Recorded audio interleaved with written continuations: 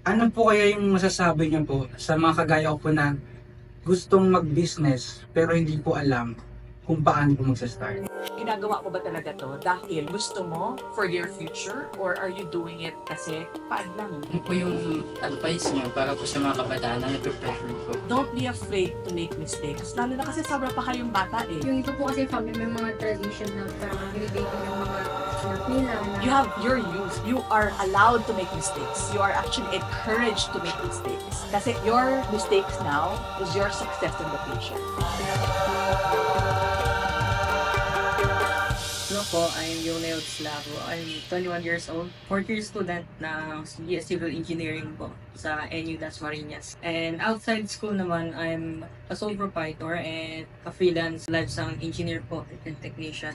My question po is there a way on how I can expand my savings, especially as a student na allowance-based ang savings, like paunti-unti talaga. And where can we start to plant those savings para mag-grow yung small amount? Kahit na I'm a type of person na masaya sa pag-spend ng savings or ng pera. Pero I'm getting bothered on somehow I found myself na yung like nag-zero talaga yung balance. Ay kumaabot siya sa point na gano'n. Siyempre yung sole proprietor na business ko din is like my passion. And I always think on kung yung long-term effect ba nung binili ko is nag-value. Ini-evaluate ko lagi na if tama ba yung ganito, ganyan. And ang always na tinatanong ko is, gusto ko mapalago yung pera ko pero hindi ko alam since sobrang liit nga nung natitira sa akin dati. Hindi kasi ganito, no? Kasi sole proprietor ka. So, ibig sabihin, you invest in, gadgets, di ba? Ganyan. You invest in itong mga to, di ba? May homework ako sa'yo. Mamayang gabi, pag uwi mo, listahin mo lahat ng assets mo. Kasi actually, hindi ka zero eh. You just reinvested your money. Imbis na cash yung pera mo, you invested it in sound systems, in mics, in lights, in whatever, for your business, di ba? Or for your hobby. So when you get home, make an inventory of all of your assets. Kasi yun yung mali rin ng ibang tao eh. Feeling nila, wala akong cash. Ibig sabihin, pulubi na ako. Hindi. You're just not cash rich, but you are asset rich. Ang cash, if you put it on placement, it's maybe 2-3% per annum, which is not a lot. But if you invest your money in equipment and then you rent out that equipment, you use it for your projects and everything, then yung interest ng gamit mo is exponential. Kunyari, gumastos ka ng 5,000 pesos for your sound system. And then you lease it for 2,000 an hour. So 3 hours lang, bawi ka na. Versus yung pera, linagay mo sa placement. Siguro double your money in 10 years siguro. Kung hindi mo gagalawin, maybe double your money in 10 years. Pero yung sa'yo, 3 hours pa lang, ROI ka na. I mean, I'm not saying splurge ka na bawat may cash ka, bili ka ng equipment, ganyan. Pero ito yung sinasabi natin na shift your mind. Diba? Na para, don't think of it as an expense. Think of it as moving your asset from cash to item. Kasi you're investing in your business eh. And that's what a business person does. Alam mo, maraming business dyan na they're doing very well, tapos ginawa nila, nag-work naman, di ba? So, hindi na ako mag-upgrade ng, kunyari, hindi na ako mag-upgrade ng blender, nag-work naman eh. At tapos, paano pag nasira?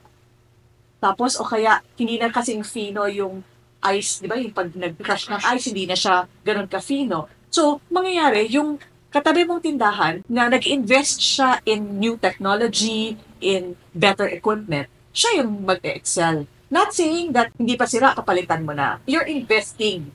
You're not spending, you're investing. Tsaka honestly, kung kunyari lang ngayon, if you want all cash, you can actually sell everything and how much is worth. Kunyari, when you summarize all of your assets, tapos sabi mo, today, ibebenta ko to somebody who's interested in the same thing. Of course, hindi yung, ibebenta ko kasi kailangan ko ng cash, so kahit magkano na lang bilhin niyo. Siyempre yung talagang, if as a second-hand item, what would people pay for this? Makikita mo, may pera ka. It's just that it's not cash for. Tsaka pag ganun yung mindset mo, mag-grow ka, di ba? Kasi parang, I'm investing in my business. Ngayon, kunyari, I've spent 10,000 pesos on my business. So, naka-ROI na ba ako? So, kunyari, naparent ko na siya ng 5 hours eh. So, ROI na ako. So, after that, buong lugaw na yun, di ba? Tapos, pag yung kita mo doon, you can set that aside na. Kaya, parati ko sinasabi sa mga bata, no matter how small, mag-save kayo kahit na 100 pesos a month.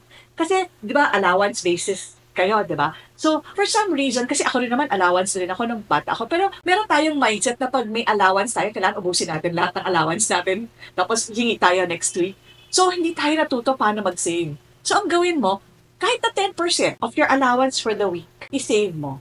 Kahit kung kaya mo 100 pesos, i-save mo a week. Kasi, yung 100 na yan, di ba nga, sabi ko nga, 1,2 na rin yan a year eh. 12,000 na rin yan in 10 years na wala kang ginagawa eh. Kasi imagine mo nga, di ba kanina nag-uusap tayo, kunya nag-work na kayo, if you can save 2,000 pesos a month, in 20 years may 500,000 ka na. Eh bata pa kayo, by then what, 40 pa lang kayo? So by the time you retire at 60, you have 1 million. I mean, nakaupo lang yon. Hindi man lang yon ini-invest or anything. Tinatabi mo pa lang, ganun na kaagad. Imagine mo kung in-invest mo pa, tapos nag-grow pa yung business mo. Basta always save. Kunyari, you guys have businesses. Save nyo part of it. Kahit 10% tabi nyo. Tapos, 10% tabi nyo for yung equipments, di ba? Yung para pag may nasira, meron kayong nakatabi na. Huwag nyong kunin lahat. Magtabi kayo para pag may kailangan kayo i-upgrade sa mga system ninyo, hindi na kayo maglalabas ulit from your pocket. Hello po.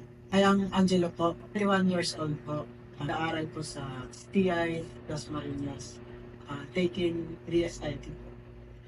Yung akin po is, what is your advice po to the young people po? Please pressure about finance po. Yung sa akin po kasi is 21 years old na po ako. Then still wala pa po akong achievement financially. Tatakot po para sa future ko eh, magsasucceed. Nice question. Ay, pero 21 ka pala. Kasi kayo ngayon, mahilig kayo mag-entrepreneur, mag-ganyan, di ba? Pero hindi naman lahat ganun eh. Hindi naman din ako nagtrabaho before ako nag-20. Well, nagbebenta-benta rin ako. Pero hindi naman yan enough para sustentuhan yung, alam mo yan. Kasi like yung ginagawa ninyo ngayon as bata kayo, hindi naman yan ang gagawin ninyo pagtanda ninyo eh. Unless yung talagang entrepreneurship is in your blood, which is not an easy thing to do, ha. Being an entrepreneur is so hard. Talagang 24/7, nagtatrabaho ka, nag-iisip ka, pag uwi mo sa bahay, magtatrabaho ka. So, i-shift mo yung mindset mo. Parang isipin mo na lang, ngayon 21 na ako, o sige, wala akong nagawa dati, okay lang. Hindi naman ikaw expected to do anything before you're 21 eh. Pero ngayon, ano ang kaya mong gawin? Paano ako mag-ipon? Paano ako mag-do things for myself? Paano ako kumita ng pera? Paano ako mag-ipon? So, ngayon alam mo na, kasi we've been talking about this. Ngayon, alam mo na importante pala na mag-save ako. Diba? Pagka ang fina-focus mo is yung fear mo of baka hindi ako maging successful, yun yung pinapasok mo sa subconscious mo. So, yun yung magiging mangyayari. Kasi yun ang iniisip mo eh. Yun nasa isip mo, hindi ako magaling, I'm not good enough kasi 21 na ako, wala pa ako na-achieve. Baliktarin mo. Alam mo, 21 na ako. So ngayon, anong gusto ko gawin sa buhay? Diba? You're graduating pala. So isipin mo, what kind of jobs would make me happy? Anong mga gusto kong trabaho? Anong gusto ko gawin? Tapos focus on that. Tapos focus on saving money. Kasi savings lang talaga yan. Ikwenta mo na, kunyari, may trabaho na ako, magkano kailangan kong sweldo para meron akong masave na 2,000 a month. Yun ang isipin mo. Kasi huwag ka mapapressure, huwag ka mapapeer pressure na yung mga ibang kaibigan mo, ibang kaklase mo, meron silang side businesses, ganyan-ganyan. Focus ka sa studies mo para you can get good grades, para you can get a good job. Tapos isipin mo na magkano gusto kong kitain sa isang buwan para makasave ako. What is the meaning of success to you? Kasi some people, success for them is having a stable job. Sometimes, with you siguro, success is having my own business. So, iba-iba sa atin. At saka, isipin nyo ganito, hindi lahat tayo meant to be entrepreneurs and hindi lahat tayo meant to work for somebody else. Iba-ibang tao. Iba-ibang tao, iba-iba ang bagay sa kanila. Huwag mong pagpilitan kasi meron akong alam, pinagpipilitan niya maging business owner. Kaya lang, lahat ng gawin niya, palpak talaga.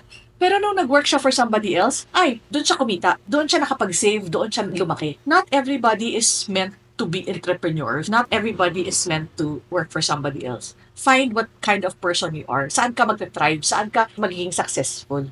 Yun yung pag-isipan mo ngayon. Yun yung i-focus mo ngayon. Kasi pag fino-focus mo yan, you're looking into the future. Tapos parang everything is bright. Kasi you can be whatever you want right now. Pero kung ang fino-focus mo is, shucks yung fear ko na parang, naku, 21 na ako, hindi pa ako successful, baka palpak ako sa future, then yun yung mga i-attract mo. Yan yung law of attraction kasi. Kung ano iniisip mo, yun yung maa-attract mo. So, i-focus mo on ang swerte-swerte ko na hindi ko kailangan magtrabaho, na napagpaaral ako ng magulang ko, na hindi ako kailangan magtrabaho, na pwede akong mag-just focus on what I need to do. Ngayon, malapit na ako mag-graduate. Anong gusto kong dalhin sa buhay ko? What do I want to bring into my life? What kind of life do I want? Hello po, my name is Sean and I'm 22 years old po. And currently, 4th year student na po ako. And isa rin po akong working student. Isa rin po akong artist po and aspiring entrepreneur. For me po kasi, natry ko po kasi mag-business before na magbenta po ng mga t-shirts, ganyan. Pero, nag-fail po siya. And na-experience ko rin po na ang feeling ko po, hindi ko po alam yung tamang way ng pag-execute ng mga bagay, lalo po sa business. Kasi po, dream ko rin po talaga na maging CEO, ayan. Kasi ganun po yung mindset ko po. Parang hindi ko po alam kung tama po ba na maging employee, ganun. Sabi po ng sarili ko na parang mas gusto ko po talaga na maging owner po ng something na ganun. Hindi ko po alam. And siguro po yung question ko is, ano po kaya yung masasabi niyo po sa mga kagaya ko po na gustong mag-business pero hindi po alam kung paano po mag-start? First of all, kayong youth, no, there's this belief na I've made it if I'm CEO. I've made it if I'm COO, CFO. Lahat yan, title lang yan eh. Alam mo, nung panahon ng magulang ko, wala namang ganyan eh. Trabaho lang. And then, you don't have to be CFO. The title doesn't matter. As long as you're doing what you love and then you're successful in what you're doing. My parents never had a title. I never had a title when I was working. Walang title. Basta you're doing something, you're succeeding. Hindi important sa amin yung title. Pero ngayon, parang sobrang important na, oh, I'm this, I'm that. What if you shift your mindset and say, you know, I'm me. Ako lang. Like, kunyari, I'm a business owner, for example. I don't have to be a CEO of my business. I'm just the person that owns the business. When you say, oh, I'm CFO, CEO, ganyan, you're putting so much pressure to yourself na parang, if I'm CFO, kailangan magaling ako sa math. Kunyari, hindi naman ako magaling sa math, pero wala naman akong choice kasi business ko to eh. So ako gagawa lahat yan. So I'm actually CFO, COO, and CEO of my own business. But why am I gonna say I'm just CEO? Release I'm only successful if I have the title. Because you can be successful any other way. Tapos yun, kunyari, how do you make yourself successful? You talk to business owners. You learn from business owners. Ano yung mga mali nila? Ano yung mga tama nila? And then learn from them. Na pag ito yung naging situation, paano nila na-resolve yung issues? Diba? Tsaka, isipin mo, bakit ko gusto maging business owner? Is it because para feeling ng mga tao ang galing-galing ko? Kasi there's a lot of people like that, hindi nag-work out eh. Kasi sometimes nga, as I said, hindi lahat meant to be business owners. Di ba sinabi ko yung kaninang example ko? Feeling niya, buong pamilya niya entrepreneur, so siya din kailangan mag-entrepreneur. Pero ngayon, siya yung pinakamayaman kasi he works for somebody, he has a stable job. So siya ngayon yung pinakamayaman sa kanilang magkakapatid. Kasi may stable job siya. Not everybody is meant to be owners. Pero in any situation, whether you're a business owner or you're an employee, feel pride in that. Na parang, I'm doing this work. And I'm very proud of the work I'm doing. And whether you're an employee or whether you're a business owner, you can save. Sure yan, you can save. It's just a matter of how. Kasi may ibang tao, di ba, nag-comment something like, enough lang yung kinikita ko sa gastusin ko eh, di ba? Then, kahit ka 100 pesos. Alam mo bakit? What I'm asking you to do is simply doing it already. Stop talking about saving. Kahit 10 pesos pa yan. Kasi once you start the ball rolling, tuloy-tuloy na yan. Di ba pag kunya nag-diet ka, kaya mo ituloy-tuloy, pero pag nag-stop ka mag-diet, hirap na naman mag-umpisa. So just start. Stop talking about it and just start. Do it already. Stop talking about it and do it already. No amount is too small. So thank you everyone for joining us today. If there's one thing that I would like you to take home is savings is really important. Finding yourself, knowing who you are, is also as important. Huwag muna kayo masyadong, oh, this is what I'm gonna do for the rest of my life. Have fun, make mistakes, get up and learn, and grow from your mistakes. But enjoy life as you go. Thank you everyone for joining us for Money Love these past few months, and we hope that you enjoyed listening to us as much as we have enjoyed making this series. See you again soon. Bye.